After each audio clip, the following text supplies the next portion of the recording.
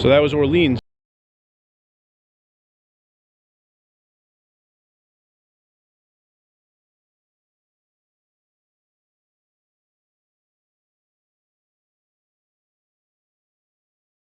Planet Hollywood is a lot different. Planet Hollywood is almost all cash games. So two things: I'm on the clock and getting cash tips and cash games. Deal of some tournament downs, but not much. The big thing at Planet Hollywood is to make sure I'm being taxed properly. How many hours are they applying the tip compliance to?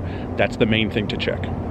Okay, Planet Hollywood is a little more cumbersome because shifts happen on different calendar days. I think every single one has started on one calendar day and ended on another calendar day. So I'm showing you here. This is four rows, but it's my first two shifts. So this was my first shift. Clocked in at 10:54 p.m. on May 9th and clocked out at 9:07 a.m. on May 10th. It happened on two calendar days, but it was one shift. So the software stops and restarts at midnight. So at midnight, it calculates what happened for that calendar day and Caesar's rounds to the nearest 15 minutes.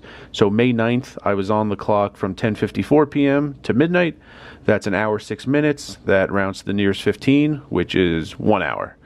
Then it restarts instantly at midnight.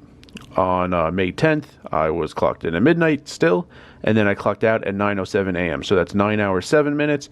That rounds to the nearest 15, which rounds down to 9 hours. So on May 10th, to end my first shift, I was on the clock 9 hours. Total time, unlike Orleans, the total time column here, I'm putting in manually because it's kind of annoying with overtime possibilities and shifts on different calendar days. So I just typed in 1 and I just typed in 9. But the wage earned is the same. So look at this first calendar day, 1 hour multiplied by 12. Now we're getting $12 per hour. That's the state minimum wage.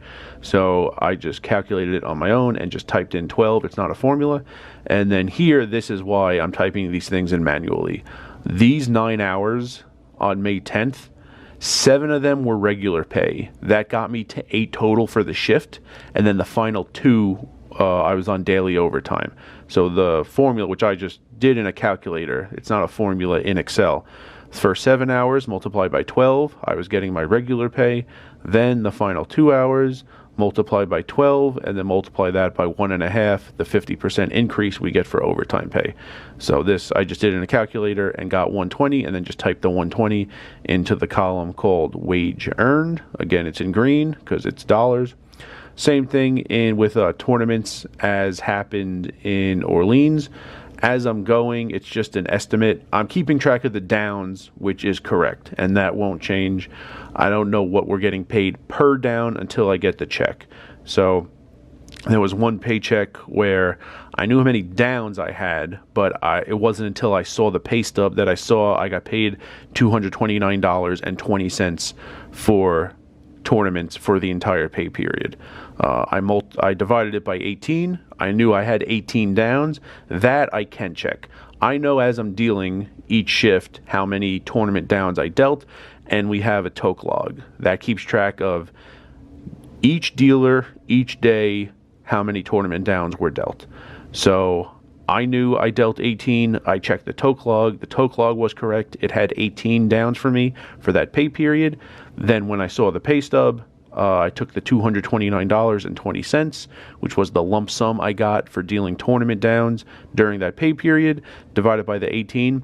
Then I knew we got paid $12.73 per tournament down for that pay period. And then just like Orleans, after I see the pay stub, then I could go back into Excel, and in the green column heading MTT wages, that's a formula. That's taking the number to the left, tournament downs, and multiplying it by whatever I type in. And for that pay period, it was $12.73. Cash downs and cash tips, just like at Orleans. Keeping track of both of these numbers just out of curiosity. I could divide tips by downs and see what I'm getting paid per down in tips. But the cash tips is the dollar amount. So total sums the three things: the wage plus the tournament pay plus the cash tips. This is the pre-tax total.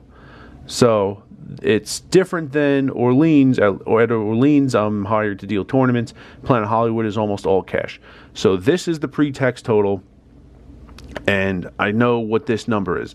The thing I need to check at Planet Hollywood is the taxes. I need to check that the tip compliance isn't being applied to too many hours. So this is one full pay period. Start June 6th, end June 19th. You see all my times. Clock in that time, clock out time, total time, and the wage isn't that important for this example. Tournament downs on the right. So this is how you know if the tip compliance was applied to the correct number of hours. It's two very simple steps. You take your total tournament downs for the pay period. In this pay period, 23. I dealt 23 tournament downs. Well, that's downs, and a down is 30 minutes. So how many hours did I spend on the clock dealing tournaments? 23, and you divide it by 2. So 11 and a half hours I spent on the clock this pay period dealing tournaments. Then you just have to sum up what was my total time on the clock. Well, that's this column, and the answer is 64.75 hours. So I have my total time, and I have my time spent dealing tournaments. You subtract the two, and that's the end of it. 53.25 hours is all my time on the clock doing anything except dealing tournaments. That's the amount of hours that the tip compliance should apply to. The tip compliance is an estimate of tips per hour that Planet Hollywood says we're making. So they need that number to come up with a gross pay number such that taxes can be correctly deducted from the paycheck. But it's just a very simple step. Tournament downs divided by 2 is tournament hours. Subtract that number from total time. And in this example, it's the number on the bottom left, 53.25 hours. So it's a very simple 2 math steps, which is why in videos I might seem like a lot less than thrilled when the number is incorrect. It's very easy to come up with, and without that, a number being correct, you get double taxed. So avoiding the double tax is the big thing at Planet Hollywood. A quick example, not going to put numbers on the screen. There have been a lot of numbers on the screen. Say I work a 2-hour shift at Planet Hollywood, and I deal 2 tournament downs, 1 hour of tournaments, and I deal 2 cash downs, 1 hour of cash. So what's supposed to happen? I'm on the clock for 2 hours, 2 times 12, the state minimum wage. I get $24 just for being on the clock. Doesn't matter what I did, I get 24 hours just for being on the clock. Dealt 2 cash downs, so whatever I got in tips, I got in tips. Tournament down, 2 tournament downs, 1 hour of tournament, whatever we get per tournament down, I get that twice. I dealt 2. The thing is, the taxes. It should be that, you know, the wage is in the paycheck, the tournament pay is in the paycheck, and they're gonna put, oh, sorry about the lighting, they're gonna put the, let's go this way, this will be good. They're gonna put the tip compliance for the amount of cash games that I dealt. So it should just be 1 hour. And say, for example, the tip compliance number is $15 per hour. This still isn't focusing all that much. There we go.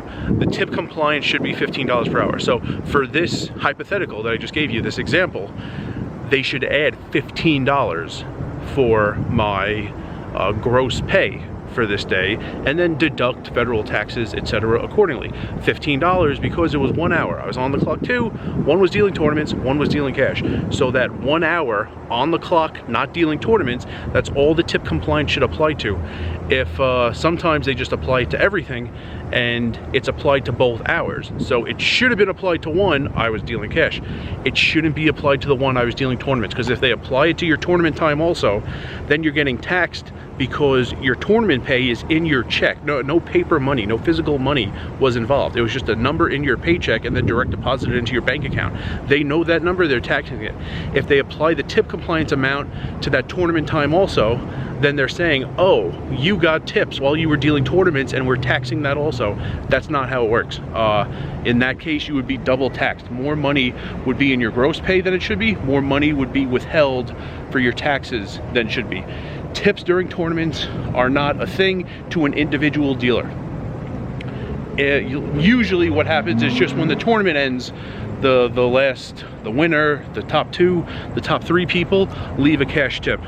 You can at any point. I remember once at Orleans, I showed someone to his seat, he tipped me $1. That's not mine. I bring that back to the tournament desk and put it in our box for tournament tips. You don't keep, there's no such thing as individual tips dealing tournaments.